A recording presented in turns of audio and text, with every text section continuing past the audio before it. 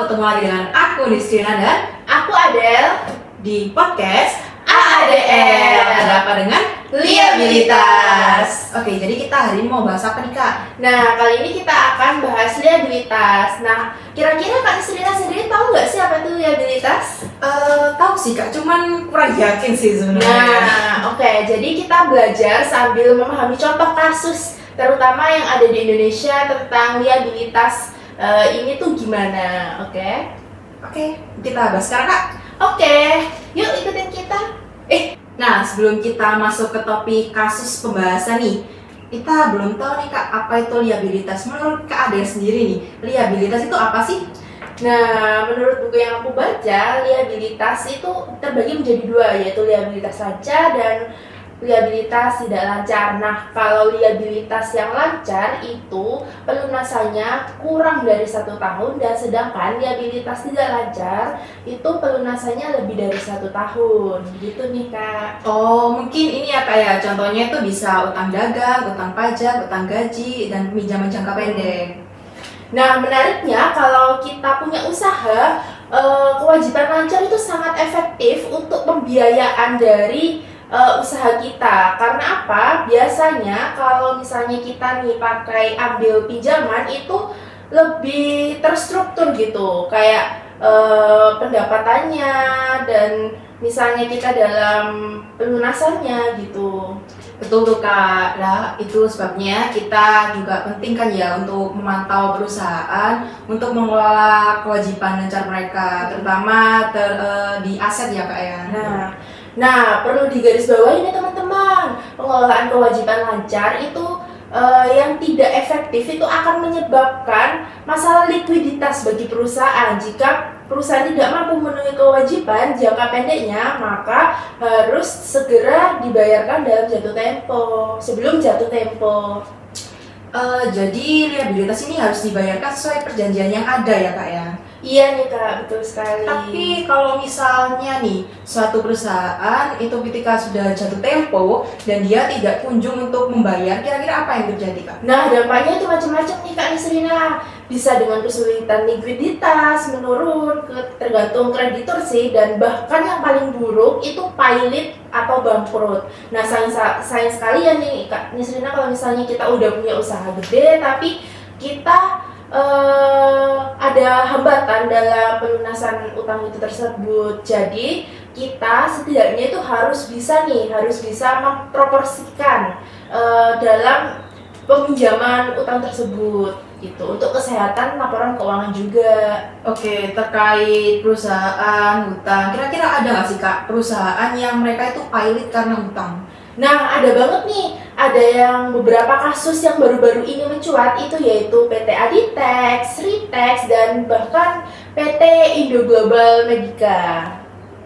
Oh gitu ya kayak. Kalau misalnya yang di PT Aditex Cakra Wiasa ya Kak ya, itu kira-kira kenapa nih Kak kok bisa pailit gitu?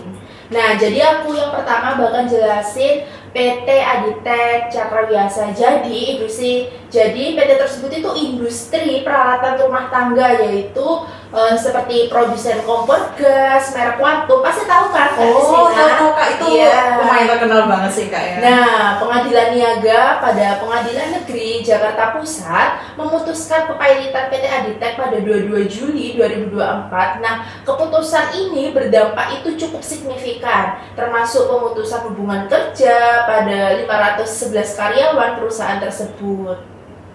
Itu kenapa ya Kak? Kok bisa sampai pilotnya itu benar-benar pilot gitu Kak? Nah, penyebab utama kepalitan ini adalah penurunan penjualan yang sangat drastis dari pandemi COVID. Nah, pasti tentu saja nih kita semua tahu ya, tidak semua perusahaan yang bisa fight dalam COVID-19.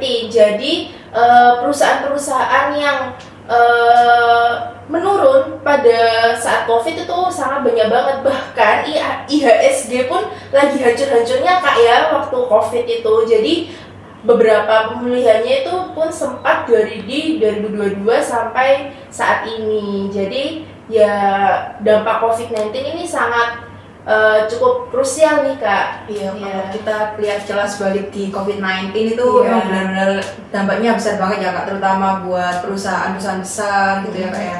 Nah, selain itu ada nih faktor lain yang menyebabkan PT tersebut itu pahit, yaitu ada faktor internal juga. Dengan persaingan yang produk impor terutama dari Cina juga menjadi tantangan bagi perusahaan tersebut meskipun mereka telah meningkatkan komponen dalam negeri sebesar 60%, yaitu harga bahan baku lokal yang lebih tinggi membuat produk mereka itu kurang kompetitif. Nah, contohnya pun banyak Kak. Jadi kita kan kayak di Shopee gitu banyak banget ya barang-barang murah bahkan dari luar negeri. Makanya orang-orang itu sering impor.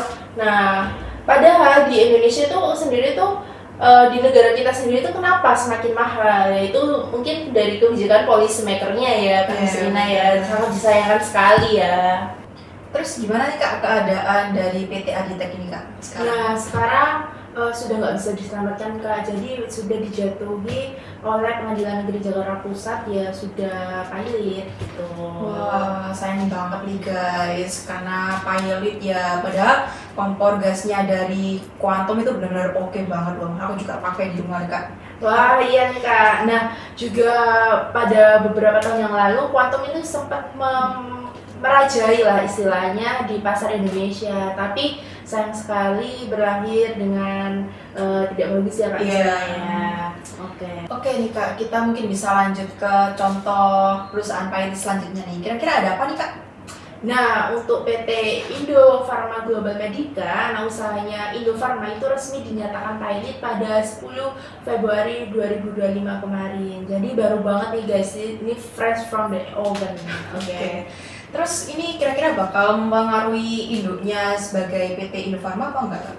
Nah, itu tentu saja sangat mempengaruhi ya Kak Nisrina ya, karena kata corporate sekretarinya sendiri dari PT Indofarma itu tetap bisa berjalan dan bisa produksi, tapi kayak kurang aja gitu dari penjualan dari tahun sebelumnya. Jadi mungkin ini berdampak cuman di penjualan aja ya Kak ya? Iya. Wah, berarti itu cuma anak perusahaannya aja ya Kak ya? Kalau misalnya nih Kak, ada nggak sih contoh perusahaan itu yang terkena pilot se-induk-induknya? Wah, ada banget, namanya itu PT Sri Rezeki Isman. Nah, jadi Sri Rezeki Isman itu biasa kita sebut kayak Sritex gitu. Jadi Sritex itu bergerak pada bidang tekstil, bahkan seragam-seragam, masker, APD, dan lain-lain. Nah, Sritex ini sangat berjaya nggak hanya di Indonesia, bahkan dia juga menguasai beberapa pasar di Jakarta, di luar negeri. Aku cukup kaget sih Kak dengarnya, tiba-tiba si tekstil terbesar nih, Sritex, tiba-tiba pilot gitu.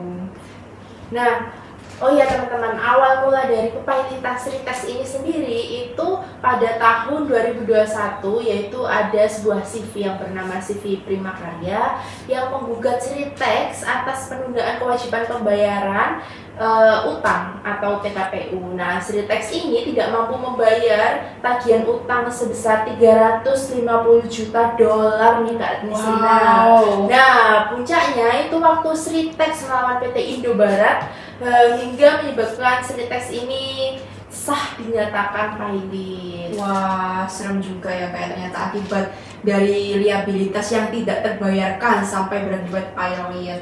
Nah, PT Sritex ini kan pada tahun 2021. Nah, ini tuh juga ada hubungannya dengan penurunan penjualan ketika COVID-19 nih Kak. Nah, emang sih pada banyak sekali bahkan ratusan perusahaan yang dinyatakan pilot ketika COVID-19. Karena apa ya? Karena mereka tidak bisa fight untuk pembayaran utang-utangnya, utang gaji, dan utang segala macam gitu nih Kak Nisrina. Kak Nisrina sendiri ada nggak sih perusahaan yang mirip-mirip ketiga perusahaan ini ketika diambang kepailitan dan mereka bisa keluar dari zona nerakanya itu tadi ya Kak ya, istilahnya ya Kak ya? Nah, ini aku pernah baca sih Kak ya di berita, itu ada nih Kak yang berhasil bangkit, benar-benar bangkit lagi dari kepailitan nih Kak. Wah, apa tuh Kak? Perusahaan apa tuh? Nah, kebetulan ini mungkin Kakak ada nih tahu ya, itu perusahaan maskapai PT Garuda Indonesia. Nah, Jadi perusahaan ini tuh sempat mengalami kerugian beberapa kali ya Kak ya. Tapi PT Garuda ini juga ternyata berhasil nih lolos dari kepailitan ini. oh gitu ya. Kira-kira kronologinya tuh gimana sih Kak? Mulai dari awal dia pilot sampai maksudnya dari awal dia punya hutang dan kurang bisa melunasi istilahnya sampai dia bisa bangkit dari ambang tersebut nih. Jadi tahun 2021 PT Garuda Indonesia ini udah terancam pilot nih Kak. Bahkan hutangnya tuh mencapai 70 triliun rupiah. Wah banyak banget nih Kak Justina utangnya. Kira-kira dengan hutang sebanyak itu gimana mereka bisa bangkit ya Kak?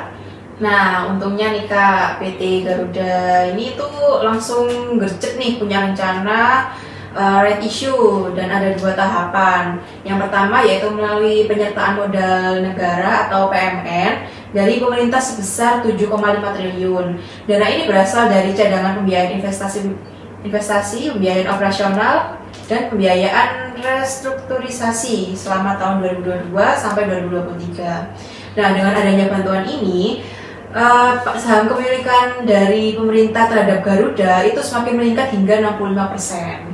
Nah, kebetulan juga Garuda kan merupakan BUMN juga nih Iya, Kak ya. betul banget Kak. Aku baru tahu loh Kak kalau pemerintah tuh bisa membantu suatu perusahaan. Terus tahap selanjutnya nih apa nih Kak? Nah, untuk tahap kedua itu berasal dari pendanaan dari mitra strategis. Jadi PT Garuda ini juga meminta persetujuan nih dari para kreditur dan untungnya krediturnya ini tuh menyetujui hal itu. Jadi Direktur Utama Garuda Indonesia itu juga mengatakan nih kalau misalnya proses restrukturisasi perlu makan waktu hingga 30 hari kayaknya nih Kak, sambil menunggu finalisasi kreditur tadi. Ternyata perusahaan itu berat banget ya kalau udah kena terancam kepailitan.